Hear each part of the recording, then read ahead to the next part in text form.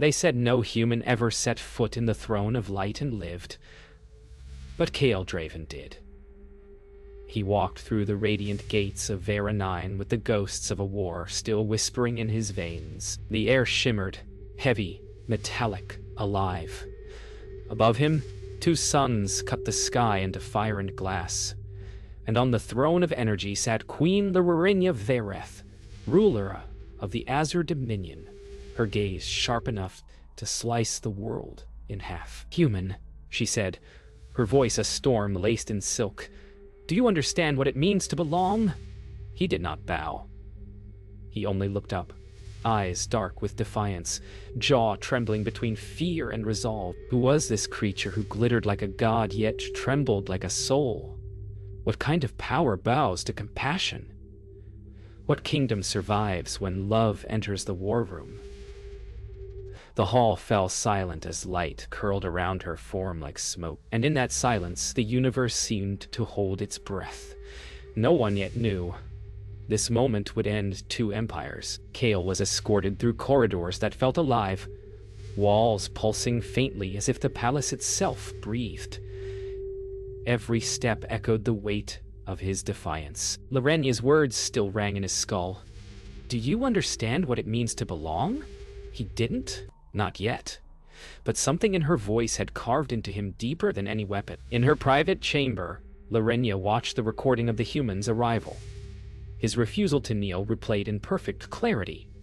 She'd commanded 1,000 species, yet this one man made her pulse quicken, not from anger. Something stranger, heavier. Why does his silence disturb me more than screams? Sithra approached her queen quietly, her form shifting with every step. "You stare too long at your prey, my queen," she murmured. "Careful. Curiosity is the seed of ruin." Laurenya smiled faintly. "Then let ruin bloom." Kael lay in his quarters beneath a transparent dome that revealed the twin moons. He wondered if the stars looked the same on Earth. Somewhere between exhaustion and awe, he whispered to the sky, "What do they want from me?" A pause, then softer. "And what do I want from her?" The next dawn burned silver. Kael awoke to find a circle of alien attendants surrounding him, their faces masked in light. "The games begin," one said. He was led through an arena of crystal, where reality bent with thought. Above the balcony, Queen Laurenya watched, regal, distant, testing him. These were no games, they were judgments. Each illusion, each trial, measured not his strength, but his soul. And with every breath he refused to break, something fragile in her began to tremble. Light erupted around Kael, phantoms of war, echoes of cities he once saved and lost. He steadied himself, breathing through the ghosts. Laurenya leaned forward, eyes narrowing. He wasn't fighting to win. He was remembering to feel. When the illusion shattered, he fell to his knees. Sweat, blood, and light mingled on alien stone. The crowd hissed. No one bled in their games. But Laurenya stood, her expression unreadable. "Enough," she said softly. Mercy was forbidden here. Yet her voice carried it like a wound. Later, in the corridors of resonance, Sithra approached her queen. "You risk everything for one fragile creature," she warned, her form splitting into 3 shadows before reforming. Laurenya answered, "Perhaps it's fragility that keeps the stars from collapsing." Night fell across Vera 9 like liquid sapphire. Kael looked up from his balcony toward the queen's tower. For a heartbeat, he saw her watching him through layers of light. Neither moved. Across the distance, something unspoken passed, something older than war. The storm season arrived early on Vera 9. Lightning coiled across the horizon like living veins, and Kael found himself summoned again. This time, not to the arena, but to the queen's private sanctum. No guards. No ceremony, only her voice through the chamber's veil of light. "Step forward." Human. He did. The air between them trembled, alive with heat. For the first time, Laurenya's eyes softened. She raised a hand, reaching to touch the scar along his cheek. the mark that refused to fade. The moment her fingers brushed his skin, the walls flared with light. Alien energy met human pulse, and neither obeyed. He flinched at her touch, not from fear, but from something deeper, rawer. "You're not supposed to touch me," he whispered. Her smile was quiet, almost human. "Then perhaps I am not what I'm supposed to be." Far above, Sithra watched through the mirrors, her molten eyes flickering. She had seen empires fall for less. The queen bleeds light, she whispered to herself, voice like dripping mercury. And he teaches her to bleed. Later, Cale found himself alone on the palace terrace, rain falling in glowing threads. He could still feel her touch on his cheek, like a memory trying to become real. He looked toward her tower and whispered, "If this is what defeat feels like, let me lose." Larenya stood before her mirror, trembling. Her reflection flickered between the queen she was and the woman she feared to be. The alien in her wanted control. The echo of something softer wanted truth. For the first time in her life, she whispered a human word she barely understood. Why? The peace between light and flesh began to crack. Whispers filled the palace corridors.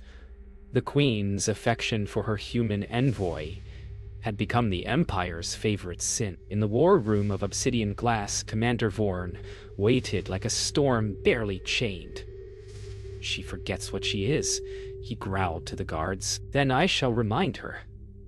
When Cale entered the chamber beside Lyrenia, every gaze turned to knives.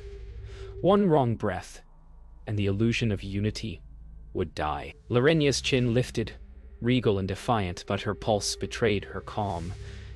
Cale's hand brushed hers beneath the table, a silent promise that would cost them everything. After the meeting, Vorn's soldiers intercepted Cale in the lower halls.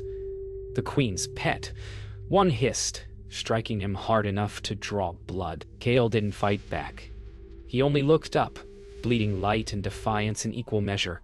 "Tell your commander," he said, "I kneel to no one." The words spread like wildfire. By dusk, the palace had split into two sides. Those loyal to Lyrenia and those ready to see her burn. That night, Sithra came to Lyrenia's chamber uninvited. "He will destroy you," she whispered, "or save you." "I can no longer see which." Lyrenia turned from the window, the twin moons reflecting in her eyes. "If destruction is the price of feeling, then let it come." Sithra bowed her head, her molten face unreadable. "Then you are already human, my queen." Commander Vorn's coup began in silence.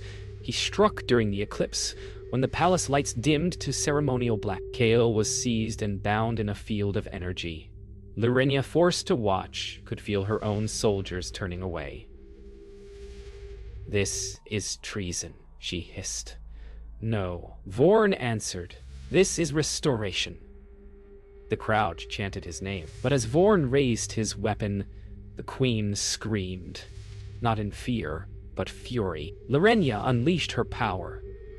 The throne hall exploded in radiance, tearing through the bindings that held Cale. "He is under my protection," she declared, voice echoing through the molten air. In that instant, the Empire saw not a ruler, but a woman choosing love over law. Vorn's fury burned cold. "Then you will fall with him." Her reply came as the light dimmed to silence. "Then I will rise as something greater." The palace burned behind them like a dying sun. Lyrenia and Cale fled through corridors collapsing with light, their shadows merging as the walls screamed with collapsing energy. "He'll haunt us," Cale said, breath ragged. "Then let them," Lyrenia answered, voice trembling between fury and fear. Outside, the twin moons blazed over the crystal plains. Vast, silent, endless. For the first time, she had no throne, no soldiers, no crown. Only the man she was once taught to hate. The night opened before them like a wound, and they stepped into it together. They reached the outer desert, a world of glowing dunes and whispering winds. Lyrenia staggered, clutching her chest where the royal seal burned, its power fading with distance from the throne. "You're weakening," Kale said, steadying her.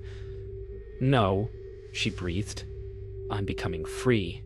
Lightning cracked across the horizon as they vanished into the storm. In the shelter of a broken sky drone, they rested. The Queen's hands shook as she tried to ignite a fire from her fading light. Kale reached out, his human warmth steady against her trembling. "How do you still care?" she asked. "After all we've done to your kind." He smiled faintly. "Maybe that's what makes us human. We care even when we shouldn't." Far above, Commander Vorn's fleet rose like black suns. "Find them," he roared, his voice echoing through the commnet. Sithra stood silently beside him, her eyes shifting between molten gold and sorrow. She saw the threads of fate fraying, a queen in exile, a soldier in love, and a war now driven by fear, not faith. "It's already too late," she whispered. "They've begun to change each other." At dawn, Lyrenia awoke to find Kale standing outside the shelter, gazing toward the rising suns. "Do you regret saving me?" she asked quietly. He turned, smiling faintly. "No, but I think you are the one saving me now." She stepped beside him, and for a long, still moment, the alien queen and the human soldier stood together as light broke across the dunes. Two exiles born of war, bound by something the Kafka bound, Sapile, Sty. Universe itself had not planned. The storm broke after 3 days. When silence finally fell, it was thick and holy. Kale stood at the edge of the crystal desert, watching ancient towers rise from the sand like ghosts of a forgotten age. "This place?" he murmured. Lyrenia's eyes widened. She knew it.